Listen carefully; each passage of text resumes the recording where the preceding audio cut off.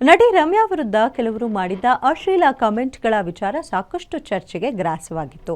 Comments ಮಾಡುತ್ತಿದ್ದ ಬಹುತೇಕ ಕಿರಾತಕರು ಪೊಲೀಸರ ತನಿಖೆಯ ನಂತರ ಇದೀಗ ಫುಲ್ ಸೈಲೆಂಟ್ ಆಗಿದ್ದಾರೆ. ಇದರಂತೆ ಇದೀಗ ಮತ್ತೆ ಕೆಲ ಪುಂಡ ಪೋಖರಿಗಳಿಗೆ ಕಾಕಿ ಬಿಸಿ ಮುಟ್ಟಿಸುತ್ತಿದ್ದಾರೆ. ಪದ್ಮಾವತಿಗೆ ಬ್ಯಾಡ್ ಕಾಮೆಂಟ್ಸ್, ಆರೋಪಿಗಳ ಬೇಟೆ.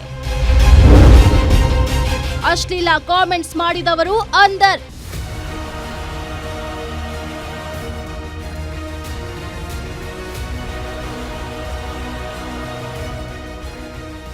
ಸೋಷಿಯಲ್ ಮೀಡಿಯಾದಲ್ಲಿ ಟ್ರೋಲ್, ಕೆಟ್ಟ ಕಾಮೆಂಟ್ಸ್ಗಳ ಮಾಡೋ ಕೆಲಸ ಇಲ್ಲದ ಅಯೋಗ್ಯರ ಸಂಖ್ಯೆಗೇನು ಕಡಿಮೆ ಇಲ್ಲ. ಇಂಥವರು ಹೆಚ್ಚಾಗಿ ಸೆಲೆಬ್ರಿಟಿಗಳನ್ನೇ ಟಾರ್ಗೆಟ್ ಮಾಡೋದು ಒಂಥರ ಅವ್ರ ಪಾಲಿಗೆ ಟ್ರೆಂಡ್ ಆಗೋಗಿದೆ. ಇಂತಹ ಟ್ರೋಲರ್ಸ್ಗಳಿಂದ ಮೋಹಕ ತಾರೆ ಸ್ಯಾಂಡಲ್ವುಡ್ ಕ್ವೀನ್ ನಟಿ ರಮ್ಯಾ ಕೂಡ ಸಫರ್ ಪಟ್ಟಿದ್ದಾರೆ.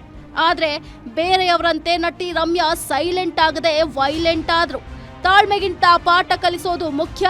ಮತ್ತೆ ಇನ್ಯಾರು ಈ ತರ ಯಾರ ತೇಜೋವಧಿಯನ್ನು ಮಾಡಬಾರ್ದು, ಧಮ್ಕಿಯನ್ನು ಹಾಕಬಾರ್ದು ಅನ್ನೋ ರೀತಿಯಲ್ಲಿ ಮುಟ್ಟಿ ನೋಡ್ಕೊಳ್ಳೋ ಹಾಗೆ ಆನ್ಸರ್ ಕೊಟ್ಟು ಲೀಗಲ್ ಫೈಟ್ಗೆ ಇಳಿದ್ರು.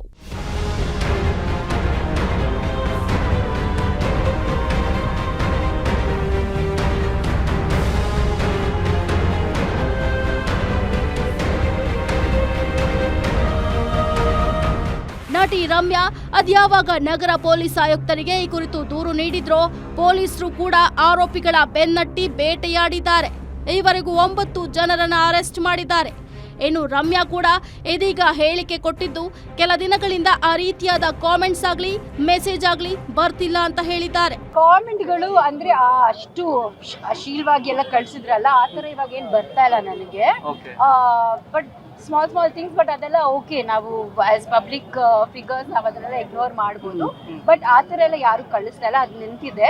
ಬಟ್ ಬರೀ 7 ಜನ ಅರೆಸ್ಟ್ ಆಗಿದ್ದಾರೆ, ಇನ್ನೂ ಉಳಿದಿರೋರ್ನು ಅರೆಸ್ಟ್ ಮಾಡಬೇಕು. ಮೇಡಮ್, ತಾವು ಒಂದೇ ಅಲ್ಲ ಮೇಡಮ್, ಎಲ್ರಿಗೂ ಕೂಡ ತಾವು ಕೊಟ್ಟಿರೋ ಮೆಸೇಜ್ ಏನಿತ್ತು, ಸೊ ಎಲ್ಲ ಮಹಿಳೆಯರಿಗೂ ಕೂಡ ಗೌರವಯುತವಾಗಿ ನಡ್ಕೋಬೇಕು, ಕೆಟ್ಟದಾಗ ಕಾಮೆಂಟ್ ಮಾಡಬಾರ್ದು.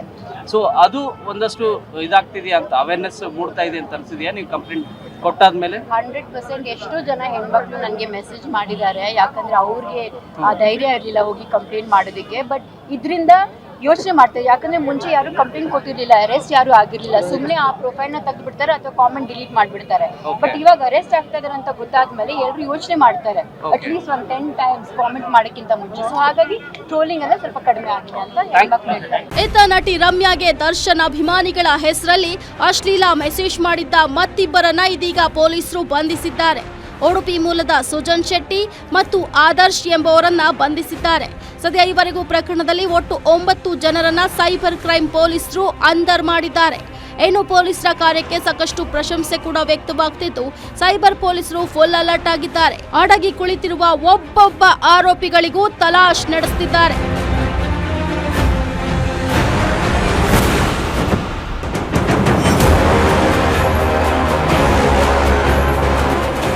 ಅದೇನೇ ಇರಲಿ, ಯಾಕಾದ್ರೂ ಪದ್ಮಾವತಿ ತಂಟೆಗೆ ಹೋದ್ವೋ ಅಂತ ಬ್ಯಾಡ್ ಕಮೆಂಟ್ಸ್ ಮಾಡಿದವರು ಈಗ ಪಶ್ಚಾತ್ತಾಪ ಪಡ್ತಿರೋದಂತೂ ಸತ್ಯ.